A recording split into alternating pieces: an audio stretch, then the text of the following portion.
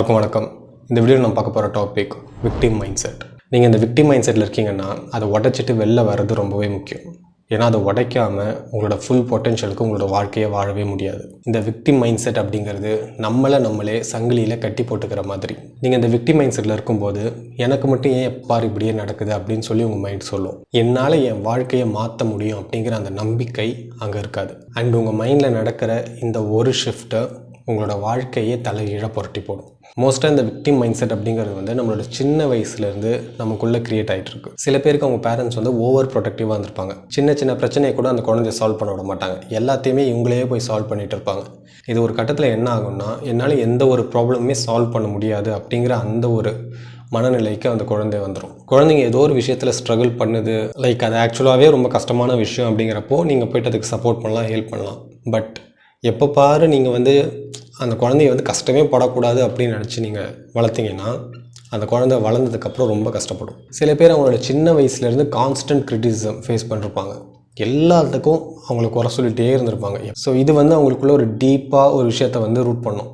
என்னால் எதுவுமே பண்ண முடியாது, நான் எதுவுமே சரியாக பண்ண மாட்டேன் அப்படிங்கிற அந்த ஒரு மைண்ட் செட் வந்து அவங்களுக்குள்ளே க்ரியேட் ஆக ஆரம்பிக்கும். அண்ட் ஒரு பாயிண்டில் இது எப்படி ரிஃப்ளெக்ட் ஆகும்னா, என்னால் எதுவுமே பண்ண முடியாது, எனக்கு மற்றவங்க தானே ஹெல்ப் பண்ணணும், ஏன் அவங்க எனக்கு ஹெல்ப் பண்ண மாட்டாங்க, அவங்களாம் நல்லா இருக்காங்க, நான் நல்லா இல்லை, ஸோ அவங்க தானே எனக்கு ஹெல்ப் பண்ணணும், அவங்களாம் ஹெல்ப் பண்ண மாட்டாங்க அப்படின்னு சொல்லி மற்றவங்கள எல்லாரையும் நான் குறை சொல்லிட்டு இருப்பேன்.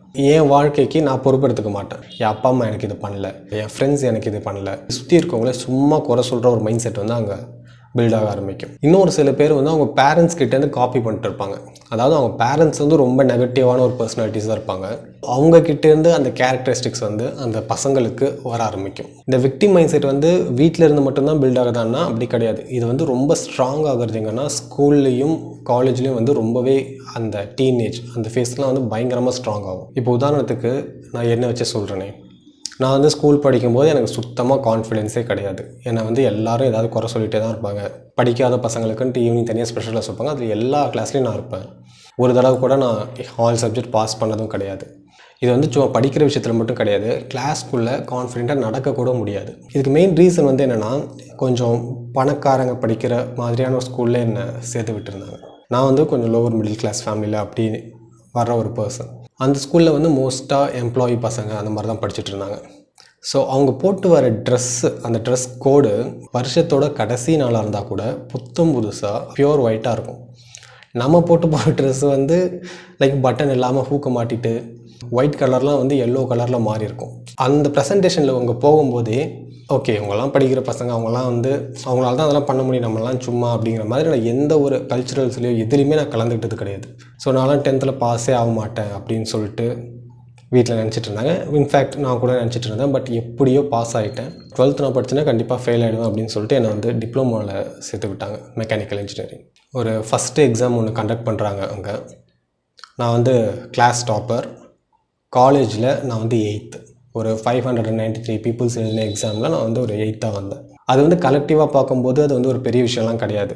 அது ஒரு நார்மலான ஒரு பையன் ஏதோ படித்து மார்க் எடுத்துருக்கான் அந்த மாதிரி தான் அது. பட் எனக்கு அது வந்து ரொம்ப பெரிய விஷயம்.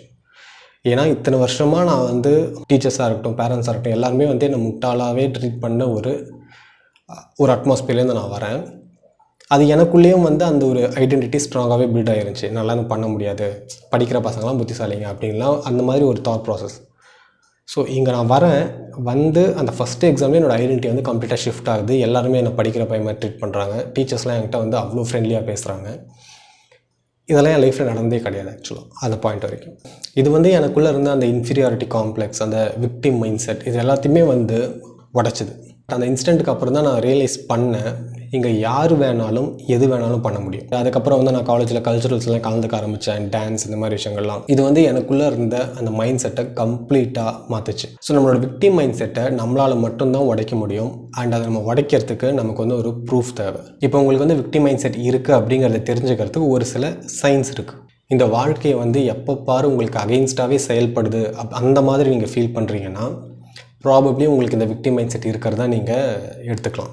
உங்கள் வாழ்க்கையில் எந்த ஒரு நல்லதுக்கும் நீங்கள் தகுதியானவர் இல்லை அப்படின்னு சொல்லி நீங்கள் நம்புறீங்கன்னா அஃப்கோர்ஸ் உங்களுக்கு வந்து இந்த விக்டிம் மைண்ட் செட் இருக்குது. இப்போ நீங்கள் வந்து ஒரு 10 வருஷமாக ஒரு கம்மியான சேலரி தர ஒரு வேலையில் ஒர்க் பண்ணிட்டுருக்கீங்க. அண்டு நீங்கள் வந்து அடுத்த பொசிஷனுக்கு போகிறதுக்கு ட்ரை கூட பண்ணல, லைக் அப்ளை கூட பண்ணாமல் அந்த பொசிஷனுக்கெலாம் நான் தகுதியான ஒரு நபர் இல்லை, என்னால் அதெல்லாம் பண்ண முடியாது அப்படின்ட்டு உங்கள் மைண்ட் சொல்லுதுன்னா நீங்கள் இந்த விக்டிம் மைண்ட் செட்குள்ளே ஸ்டக் ஆகியிருக்கீங்க. அண்ட் அதே மாதிரி நான் எப்போ பாரு யாரையாவது குறை சொல்லிகிட்டே இருக்கேன். என்னோடய அப்பா அம்மா வந்து எனக்கு ஹெல்ப் பண்ணல, என்னோடய ஃப்ரெண்ட்ஸ் வந்து எனக்கு ஹெல்ப் பண்ணல, என்னோடய ரிலேட்டிவ்ஸ் வந்து எனக்கு ஹெல்ப் பண்ணல, இந்த மாதிரி நான் யாரையாவது குறை சொல்லிகிட்டே இருக்கேன்னா எனக்கு வந்து விக்டிம் மைண்ட் செட் இருக்குது. இப்போ வந்து உங்களுக்கு தெரிஞ்சிருச்சு, ஓகே எனக்கு வந்து விக்டிம் மைண்ட் செட் இருக்குது அப்படின்னு சொல்லிட்டு. இப்போ இதுலேருந்து நான் எப்படி வெளியே வர்றது அப்படின்னா, நீங்கள் உங்கள் வாழ்க்கைக்கு பொறுப்பெடுத்துக்க ஆரம்பிக்கணும். இதுதான் ஃபஸ்ட்டு ஸ்டெப்பே. சொல்கிறேன், எனக்கு இன்டர்வியூடா, உன் ரெஸ்யூம் எனக்கு ஏற்ற மாதிரி எடிட் பண்ணி அனுப்புடான்னு அப்படியே அனுப்பிச்சு வச்சேன்டா.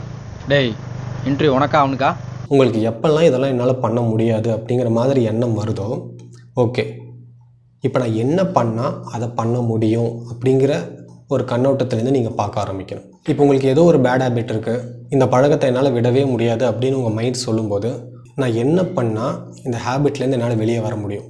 ஸோ பேசிக்காக நீங்கள் ரெஸ்பான்சிபிலிட்டி எடுக்கிறீங்க. அண்ட் நெக்ஸ்ட்டு உங்களை சுற்றி இருக்க நபர்கள் எல்லாம் ரொம்ப நெகட்டிவாக இருக்காங்கன்னா அந்த என்விரான்மெண்ட்லேருந்து உங்களை வெளியே கொண்டு வர்றது ரொம்பவே இம்பார்ட்டண்ட்.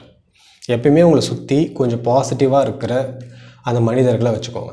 உங்களோட பொட்டென்ஷியலை குறைச்சி எடை போடுற அந்த மனிதர்கள்கிட்ட இருந்து ஒரு டிஸ்டன்ஸ் க்ரியேட் பண்ணிக்கிறது ரொம்பவே நல்லது. இந்த விக்டிம் மைண்ட் செட் வந்து காமனாக எல்லாருக்கும் வர்றது தான். என்ன ஒரு டிஃப்ரென்ஸ்னால், நம்ம அதை கடந்து வர்றதும் இல்லை அதுலேயே ஸ்டக் ஆகிக்கிறதும் நம்மளோட சாய்ஸு. சில பேர் அதை கடந்து வருவாங்க, மோஸ்ட் ஆஃப் த பீப்புள் வந்து அதிலே ஸ்டக் ஆகிடுறாங்க. நம்ம வாழ்க்கையோட கண்ட்ரோலை நம்ம கையில் எடுக்கும்போது லைஃப் ரொம்பவே நல்லாயிருக்கும். ஸோ இதுதான் இந்த வீடியோவில் உங்க கூட ஷேர் பண்ணிக்கலாம்னு நினச்சேன். தேங்க்ஸ் ஃபார் வாட்சிங் guys. See you guys next video. Bye.